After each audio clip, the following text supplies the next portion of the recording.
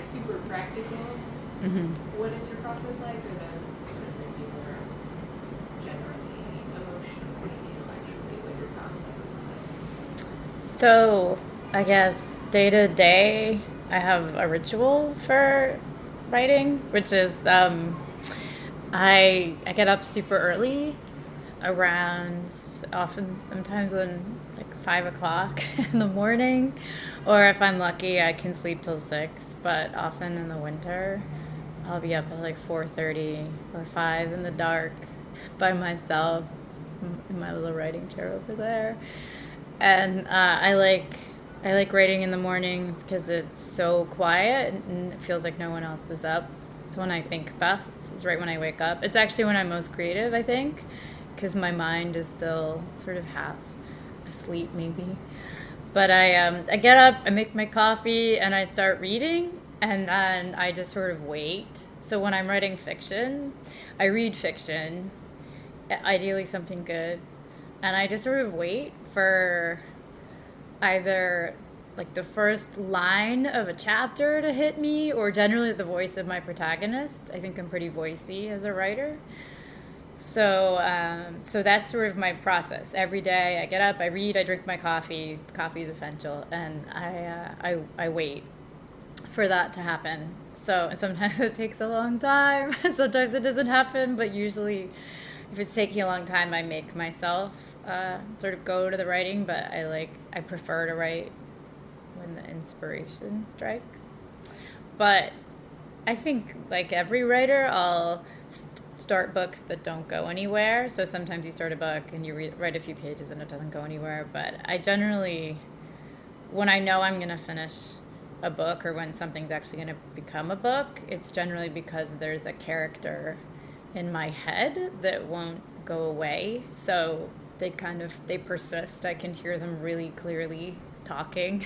So I've joked before about how I hear voices. I feel like that's a big part of me writing fiction. So if I have a pushy character that won't go away, and then I also know, I guess, when like novels will show up fast for me, not the actual all the words. I mean, who the character is and what's going to happen to them. Like often I can't write fast enough that part. I'll just be jotting down notes, and so when the whole story shows up, I would say that's definitely.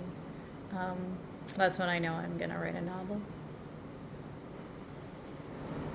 Do the characters leave sort of as quickly as they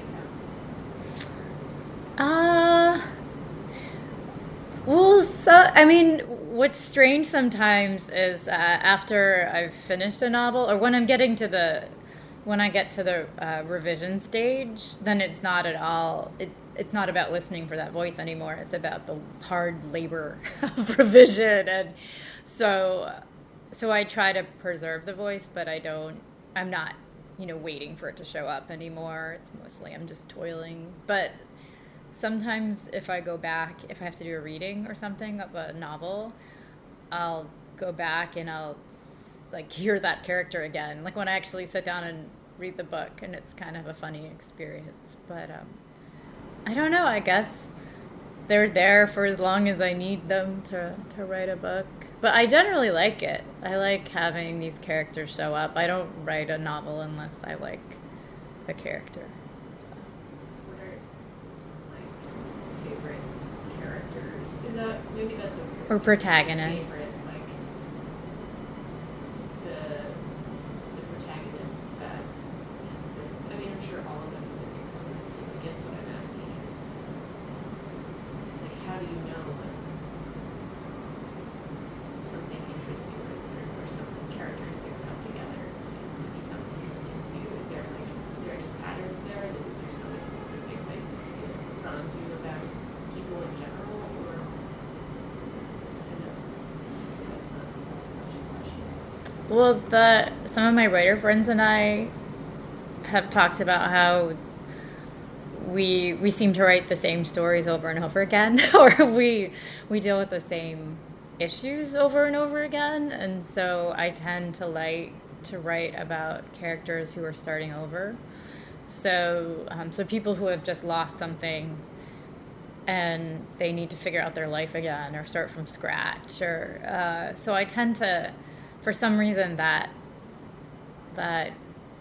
scenario appeals to me, like figuring that out. But I think in some ways my favorite, if I had a favorite protagonist, it might be my first.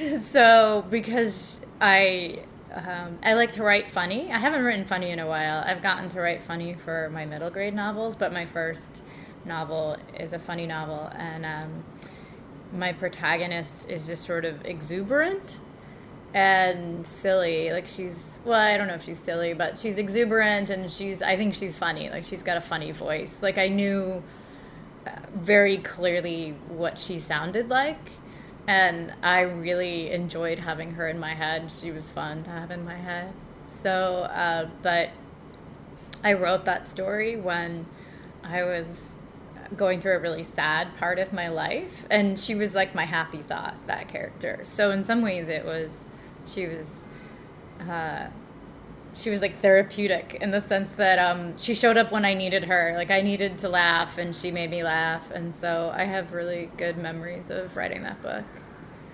Will you talk about the process for your nonfiction as well? Sure. It's so different. It's like I have a different brain. I often have to, it takes me a while to transition between fiction and nonfiction, because I almost forget how to do one. So when I'm writing fiction, I almost can't believe that I write nonfiction, and then vice versa. Now I'm writing nonfiction, and so fiction feels really far away. But so what's fun about fiction is that it's really, you don't have to have any endnotes. It doesn't have to be real, so you don't have to worry about staying true to whatever your research is. You just make stuff up. And I did all nonfiction before I got into fiction. And so the first time I wrote a novel, it was so exciting to not be beholden to anything other than like this world I was creating. And if I didn't like something about it, I could change it, and I could just make things happen. It was really exciting. So I really love that about fiction, but nonfiction feels really slow and deliberate, and it often requires years of research. So the nonfiction book I'm working on, I spent 2 years researching before I started, because I was doing a study, and so I had to gather all of this research. And then in some ways, it feels very mechanical compared to fiction, because your duty is to the research, and to somehow to show, like, you only put in the book what's necessary. So you may have, I don't know how many thousands upon thousands of pages of interviews and surveys I have right now, but only a fraction of that will go into the book. So your duty is to sort of sift through all of that and figure out what goes in, what's the most important research, what's most representative, and then to just somehow illuminate that. And so it feels like I almost feel like when I'm actually writing nonfiction, I'm creating a canon of research. Like that's why I'm taking a selection of my research, and then my job is to just make it as clear and as true to the, what I guess the information as I can get it. So, but I sometimes, as fun as fiction is, I sometimes like the more mechanical aspect of nonfiction, because for me, fiction is so emotional to write, and nonfiction is much drier. So in some ways, it's kind of a break from all that intensity, which I like. Is there ever any like overlap, even in terms of like stylistically how you would write, or how you would come at it, at either in your mind? Like, do you take things that you've learned from writing nonfiction and from doing studies to writing fiction, or is it really completely separate? I was thinking, as I've been writing the nonfiction, and as I've been trying to bring to life these students that I've interviewed, that hopefully I'm getting better at that, because the fiction helps. I think I'm becoming a better writer because of the fiction. I hope. But I don't know. I think sometimes because my nonfiction is all about young adults, so I interview young adults about various topics in their life, and I travel around the U.S. asking them questions about things that are important to them. And so sometimes the students I meet really stick in my head, or something that they've said seems really important, so I would say that sometimes that the topics and some of the people I've met will show up in my novels a little bit, because sometimes you meet really interesting characters. But for the most part, they feel pretty separate.